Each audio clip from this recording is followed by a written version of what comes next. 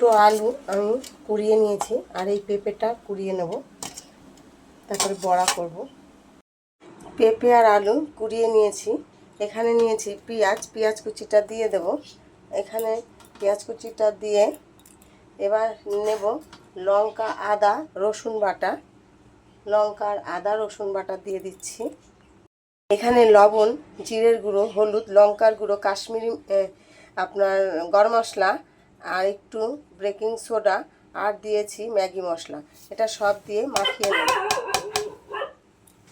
নেব। সব মশলা মিশিয়ে নিয়েছি। এইবার আমি দিয়ে দেবো এতে দুটো ডিমটা দিয়েও মাখিয়ে নেব। এবার আমি দিয়ে দেবো এর মধ্যে বেসন। 10 মিনিট ঢেকে রাখবো। 10 মিনিট পর গরম হয়ে গেছে। এখন আমি এই মাখাটা দিয়ে দেব বড়ার আকার করে।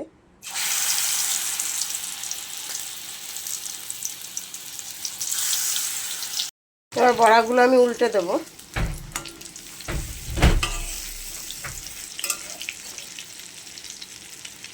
এক পাশ সুন্দর হয়ে গেছে।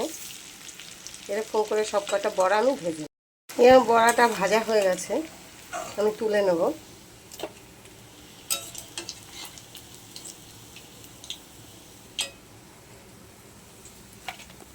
সব বড়াগুলো ভাজা হয়ে গেছে। ভালো লাগলে একটা লাইক কমেন্ট শেয়ার করে দেবেন। ভালো থাকবেন।